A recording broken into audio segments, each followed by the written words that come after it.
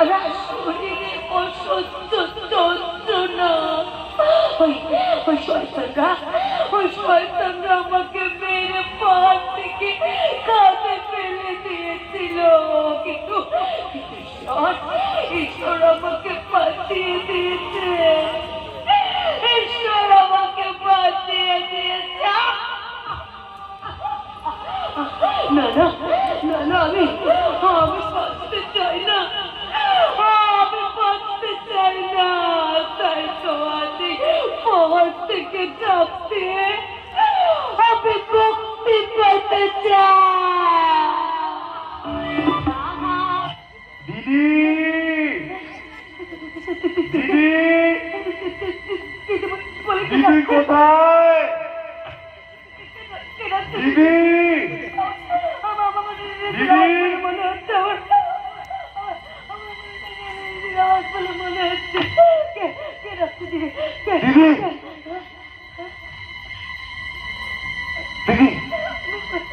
দিদি,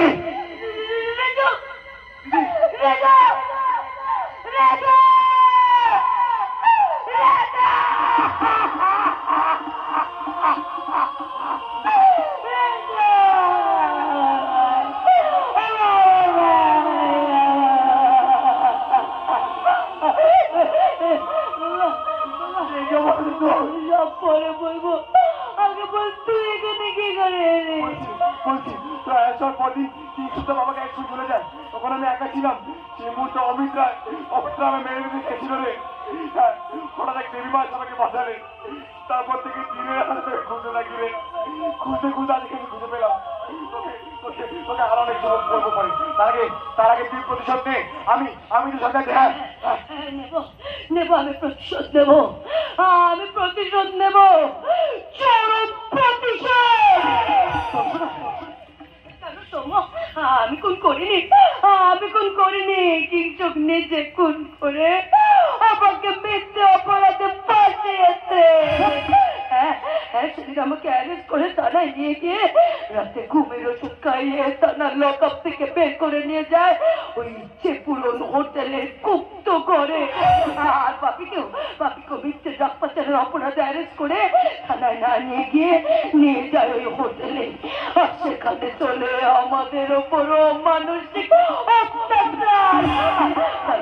জানতো শোভো, ওই হোটেলে গিয়ে জানতে পারি পুলিশ পোশাকের পেছনে কিংসুক ওই হোটেলে চালাতো ড্রাগ পাচারের ব্যবসা, মেয়েদের নগ্ন ছবি তুলে ব্ল্যাকমেল। আর এই সমস্ত বেআইনি কাজে জড়িত ছিল ওই এমএলএ রমণী মোহন মিত্র। সে ভাগে বেশি অংশ দাবি করার বলে সেটা যদি সে না পায় সব পুলিশকে জানিয়ে দেবে। আর এই নিয়ে নিজেদের মধ্যে একটা গন্ডগোল বাঁধে। আর এই সমস্ত গন্ডগোল থেকে বাঁচতে ওই এমএলএ রমণী মোহন মিত্রকে খুন করে আমাকে মিথ্যে অপরাধের জেলে পাঠায় ওই শয়তান কিংসুক। আমি জানতাম আমার দিদি খুন করতে পারে না। যদি তুমি আলোচনা সেদিন আমার মনে সন্দেহ জানাতে দেখছো, তুমি খুন করতে পারো না। মুখ হচ্ছে দাঁড়ালে কেউ তোমার সর্বনাশ করার চেষ্টা করছে, কিন্তু বিশ্বাস করে পারছো না। সেদিন আমার কাছে কোনো তথ্য প্রমাণ ছিল না। কোনো তথ্য প্রমাণের প্রয়োজন নেই শোভো, কোনো তথ্য প্রমাণের প্রয়োজন নেই। আমার মনে এখন একটাই লক্ষ্য, প্রতিশোধ, চরম প্রতিশোধ। প্রতিশোধ নেবে তো আমার নির্দেশনে কোন আইন পুলিশ প্রশাসন যেন তোমাদের স্পর্শ করতে না পারে। তাই হবে সৌম্য, তাই হবে। আজ থেকে শুরু হবে প্রতিশোধের খেলা। আমার বিশ্বাস আর ভালোবাসাকে গ্রহণ করার প্রতিশোধ। আমি নেব আমার পাপিকে নির্মমভাবে মেরে ফেলার প্রতিশোধ।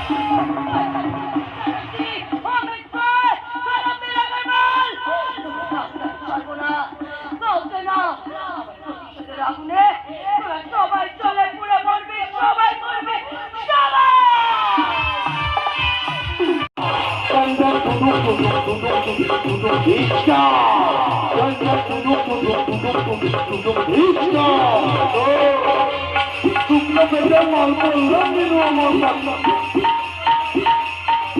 আম্বানিকে কিনে চালা ফায়দা তুলি ভালোবাসার পূর্তি ছিলে খাওয়া মামার বাড়ির পরিচিতা। জঙ্গলে তো একটাই সে বাকি সব এলাকার দাউদ না তুই চুপ চুপ চেয়েও মেরে লাভ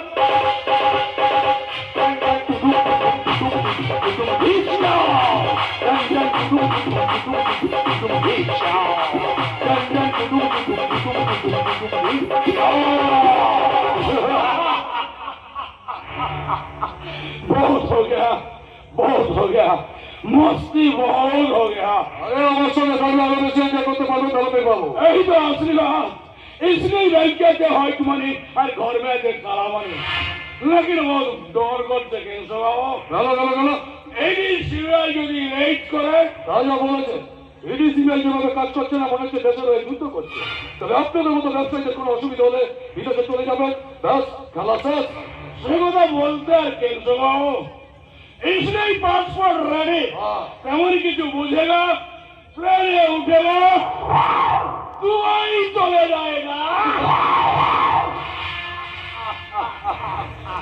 দেখি অমিত বাবু চুপ করে আছেন কোনো কথা বলছেন না আপনার সঙ্গে আমার কিছু কথা আছে কৌশিক বাবু তাহলে এখানে বলবেন নাকি বলবেন না কথাটা এখানেই বলতে চাই কারণ আমাদের তিনজনেরই জানার প্রয়োজন আছে আমরা যে বিজনেসটা চালাই সেখান থেকে যে প্রফিট হয় তার 50% আপনি একাই নেন বাকি 50% পাই আমরা দুজনে অথচ আমরা তিনজনই বিজনেসের ইকুয়াল শেয়ার হোল্ডার তাই এখন থেকে প্রফিটটা তিনটে সমান ভাগে ভাগ করতে হবে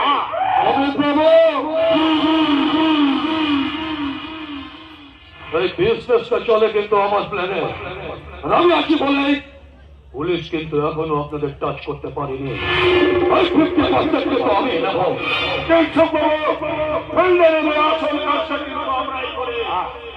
এখন থেকে প্রফিটটা তিনটে সমান ভাগে ভাগ করতে হবে আরো একটা কথা আপনি শুনে রাখুন এই সারদা বেবি ফুড কোম্পানি এবং বোস বাড়িটা কিন্তু আমার চাই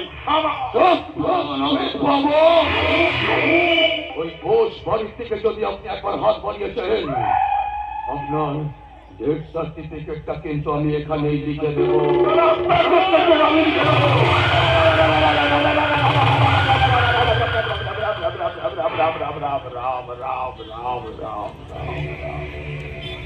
শুনুন অমিত বাবু এমএলএ রমণী মোহন মিত্র এবং টাকার ভাগাভাগি করতে গিয়ে অনেক টাকা ডিমান্ড করে ফেলেছিল তাই কিন্তু তাকে আমি পৃথিবী থেকে খালাস করে দিয়েছি আপনি কিন্তু সেই একই পথে পাটা বাড়াচ্ছেন পাটা যদি সরিয়ে না নেন আপনাকেও কিন্তু আমার হাতে খালাস হতে হবে কথাটা মনে রাখবেন চলেন তো আমি বাবা চলেন টেনশন চাটাচ্ছি তুমি যেমন তোমার বুদ্ধির খেলায় গিয়ে চলেছ আমিও তেমনি আমার বুদ্ধির খেলায় তোমাকেও পৃথিবী থেকে সরিয়ে দেবো তুমি জেনে এসেছিলে তোমার বাবা মাকে গাড়ি অ্যাক্সিডেন্ট করে মেরেছে বিমান বোস না না না না না না না না না গাড়ি অ্যাক্সিডেন্টটা করিয়েছিলাম আমি আর দোষটা চাপিয়েছিলাম ওই বিমান বোসের ঘরে আর আমি দিনের পট্টে মৃত্যু অভিনয় করে তোমার মাথায় ঢুকিয়ে দিয়েছিলাম যে প্ল্যান করে তোমার বাবা মাকে গাড়ি অ্যাক্সিডেন্ট করে দিয়েছে ওই বিমান বোস আর আমার সেই মিথ্যে অভিনয়টাতে বিশ্বাস করে তোমার মাথায় ধরেছিল আগুন আর সেই আগুনে পুড়ে মরেছে বিমান বোস দর্শনা বোস তুমি আবার আমার বুদ্ধির খেলায় তোমাকে আমি পৃথিবী থেকে সরাবই সরাবো তবে এই সার্থক হবে আমার বাবা মায়ের দেওয়া নাম আমি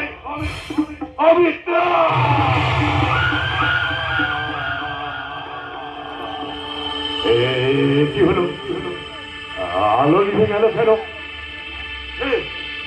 চারিদিকে অন্ধকার কে আছিস কে আছিস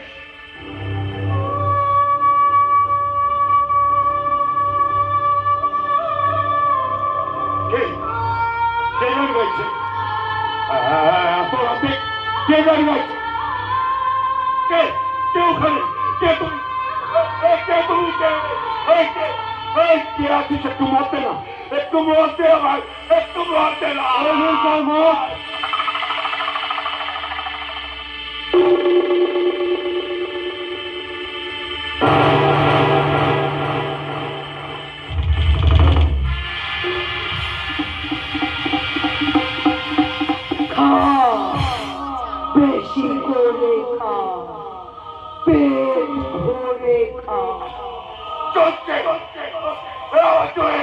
চলবেই তো ওতে তোদের পাচার করা ড্রাগস মেশানো আছে। আর সেই রাতে বিষয়টা তোর মৃত্যু তোমার নয়, পিস্তল নয়, ছুরিতে নয়, তোকে মরতে হবে বিষের দ্বারা। পোস্টমর্টম রিপোর্টে লেখা থাকবে মদের সঙ্গে ড্রাগস নেওয়ার ফলে তোর মৃত্যু হয়েছিল। চকলা চিনতে পারছিস না?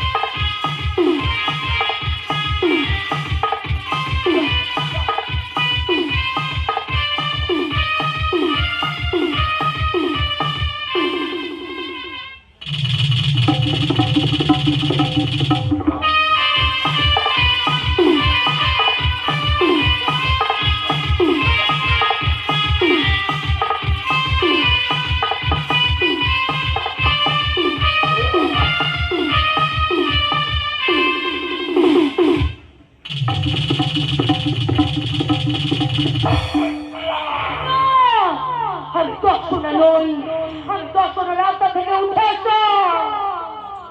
রোগীলা গভীর রাতের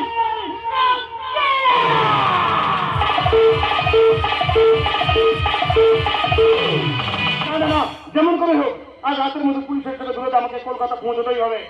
আর তারপর পুলিশ কমিশনের কাছে ওই শয়তান পুলিশ অফিসার কিঞ্চিত চ্যাটার্জির মুখ কথা আমি খুলে দেবো। আরে সোনিয়া কোথায় গেল? ওর তো এখানেই এসে করেছিল। একটা কল। হ্যালো সোনিয়া, আর তুমি কোথায়? তুমি তো জানো এই রাতের মধ্যে আমাদের দুজনকে কলকাতা পৌঁছতে হবে।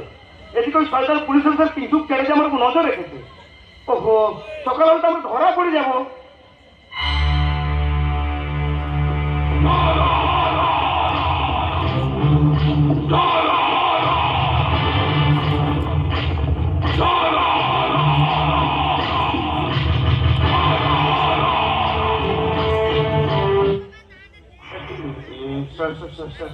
আপনি পুলিশের ইন্সপেক্টর কেন্দ্র চ্যাটার্জি ওরফে মাফিয়া ডন।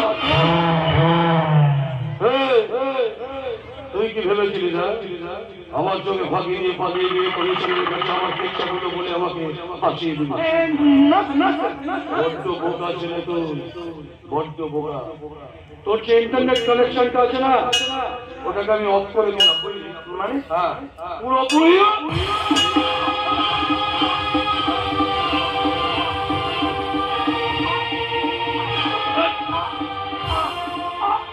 বহুবার বুঝিয়েছিলাম, বুঝে না।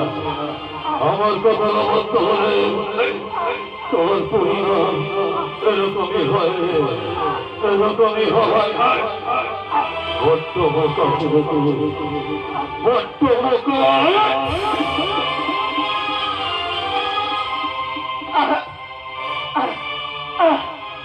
সোনিয়া, সোনিয়া,